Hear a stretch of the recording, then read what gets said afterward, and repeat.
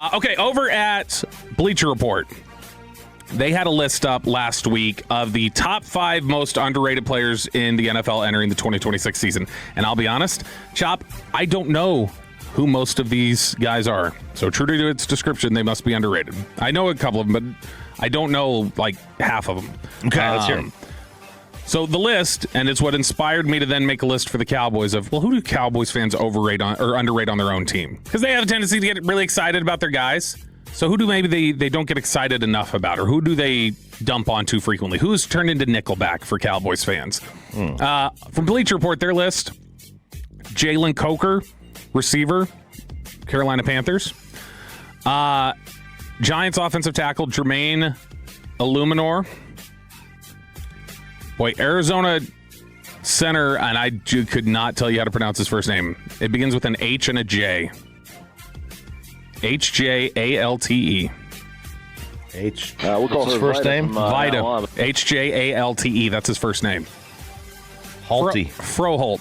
Halty Froholt. Tight end, Juwan Johnson from the Saints. And then Dallas Turner, edge rusher from the Minnesota Vikings. So I don't know who Halty Froholt is, and I only kind of know who Jalen Coker is at this point. But looking at the list, it made me say, all right, who are some Cowboys that I think fans dump on too much? And before you throw this name out there, I promise this name is not going to be out there. It's not Dak Prescott. I mean, it is.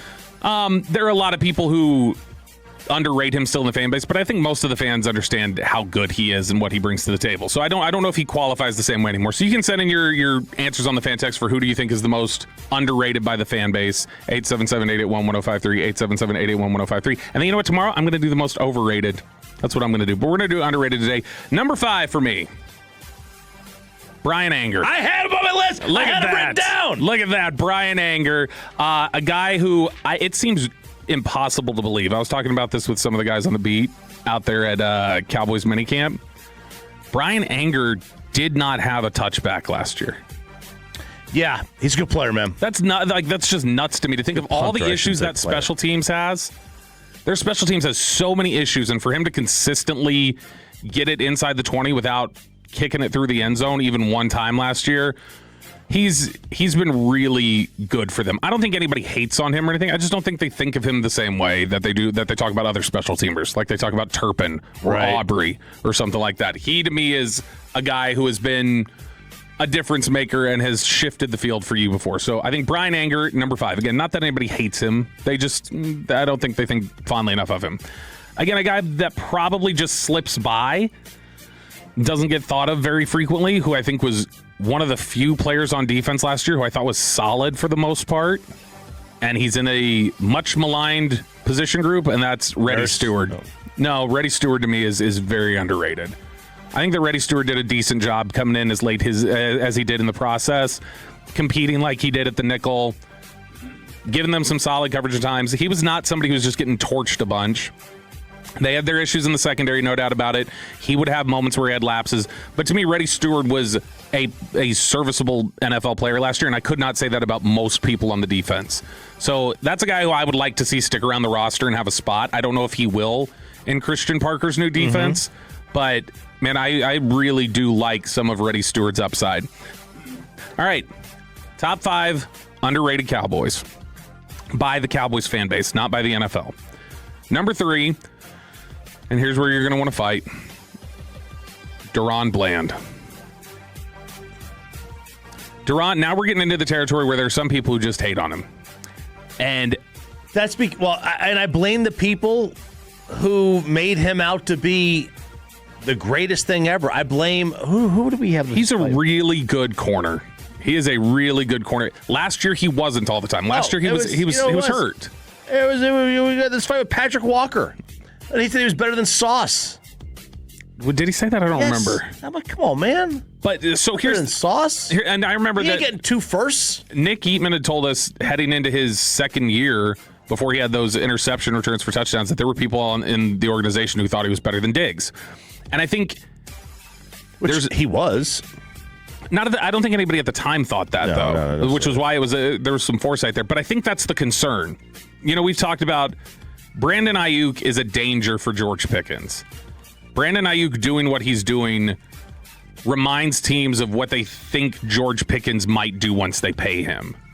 I don't think that that's a reasonable comp, but that's going to be in teams' heads. They're going to say, well, we were kind of concerned about Ayuk, and now look, he's got the money and he's acting like this. That's what we're worried about with Pickens, too. So we're going to pay Pickens, and that happens? Like, Ayuk is too on the forefront for George Pickens' market right now. And I think it'd probably be the wish of, George Pickens' team that Ayuk would just hush up a little bit because it's damaging him. Similarly, I think the recency of what's gone on with Diggs has people going, here we go again with Bland. I see what you're saying. And I think that he definitely had his moments last year where he was not good. He wasn't. But to me, again, he was compromised. I mean, he still hasn't gotten hurt off the turf after what Marvin Jr. did to him. He was hurt. There were a couple games last year where he was really good for them. Like I know it was not consistent enough, absolutely, and it needs to be more consistent.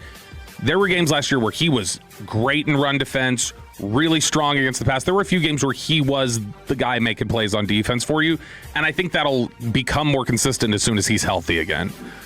Now we're getting into the real territory of... All right, so far you got Anger 5, Reddy Stewart 4, DaRon Bland 3, and these are the most underrated Cowboys by Cowboys fans, in my opinion. I assume you're going to have... These are the two guys who I think get way too much hate, and there's not a justification for how they get talked about. All right, I'm very bad at this. I would have thought you had Dak on here, but I did guess Brian Anger right. Mm-hmm. Malik Hooker and Cooper Beebe are your next two. You're close. Did you consider those guys? I considered Beebe, but I think a lot of people like Beebe, and so that was the only thing is that I was like, yeah, do they talk him up to the level that he deserves? Maybe not, but I don't think anybody thinks. I thought of putting Tyler Guyton on here, but I think generally people are pretty. I think people do see the upside with Guyton, and they understand he's just got to be more consistent. So I decided to leave him off. I did not leave off the guy opposite him. Terrence Steele does get destroyed by this fan base more than he should. I'm not saying he should be talked about like he's Tyron Smith. He probably shouldn't be talked about like he's even Doug Free, because he's not. But the talk of him essentially being a replacement level player in the NFL at right tackle is ridiculous. He's not a replacement level offensive tackle. He is a average to above average right tackle in the NFL. And has he been as good as he was before the ACL tear? No. Has he been a black hole at right tackle? No. He is, I think when you see Nate Thomas have to step in and contribute and do things at right tackle, and you start really seeing pressure coming, and you start really seeing what it looks like in the run game, Terrence Steele is right now still one of the better run blocking tackles in the NFL. I know a lot of people just think of tackles and automatically think the judgment is on their pass protection, and that's probably a slightly bigger chunk of what they need to do. But man, he is a great run blocker, and he is an average pass protector. And so to me, that contributes to being a player that you really don't need to replace. People pound on the table saying he needs to be replaced. I think they just missed the boat with Terrence Steele. And the number one most underrated Dallas Cowboy, by far to me, by Cowboys fans, and you did name him, it's Malik Hooker. Malik Hooker is the number one most underrated Cowboy in this building here that we have. And, I love Brian Broaddus. I love Zach Wolchuk. They're not Malik Hooker fans. And Brian and I have had this back and forth on Hooker before, and I don't give a damn where you think I have him. That's exactly how he talks about it. And it's easy for a lot of people to look and go, man, you went and acquired like 3 safeties this offseason, though. So they must not like Malik Hooker.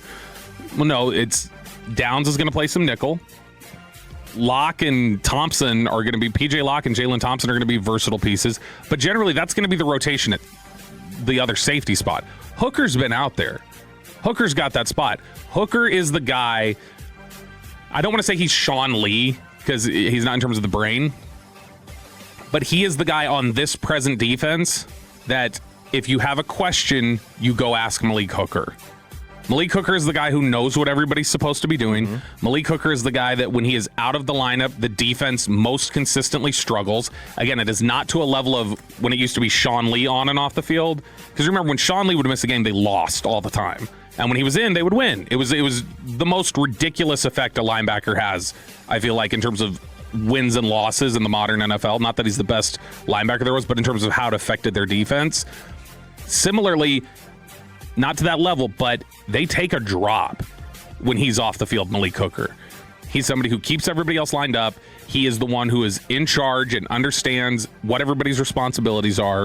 And it's funny because he was thought of initially coming out of Ohio State as being this big ball hawk. Like he was just deep center fielder, go, get the football. He's potentially going to be a double-digit interception guy one day. Like people talked about Malik Hooker that way when he was coming out of Ohio State. It's not his game now. He's not a real big play the ball guy or play deep middle guy in terms of really roaming back there and affecting what the quarterback wants to do. But what he is a steady piece who you never see get burned. If you want to throw a touchdown out in PFF, or if there's a fan out there who wants to say this touchdown is his, like he gave up 3 touchdowns last year. No, he didn't. Like I'm telling you, that's just a coverage misunderstanding. Malik Hooker has not been the one giving up big plays in that secondary. And so to me, I think Hooker is absolutely an above average starter in the NFL and one who gets talked about as if he is a black hole. And I think there's a misunderstanding of just what kind of an impact he has on that defense. The fan text is they're not having it. No, and that right there should make all of you pause and say, is that accurate then? If you are universally saying no way, that probably means you at least need to pause and think about it or watch. I think a lot of people just misunderstand what responsibilities are on the defense. From the 817, not one damn player on the defense deserves to be on this list. From the 901, everyone deserves hate. You haven't done squat in 30 years. Yeah, we're not talking about the Cowboys' reputation. No. We're literally just talking about individual players and how and what they get talked about. From the 469, Malik is trash, always getting burnt. And I am a Ohio State fan, by the way. What's the 214, Rowdy gets a lot of flack. He's always smiling. That's a good point. Rowdy is underrated. I think Cowboy Joe is underrated. It's a great logo. Yeah, the Girthquake. All right, Belo. The Bell here on 105 through the Fan.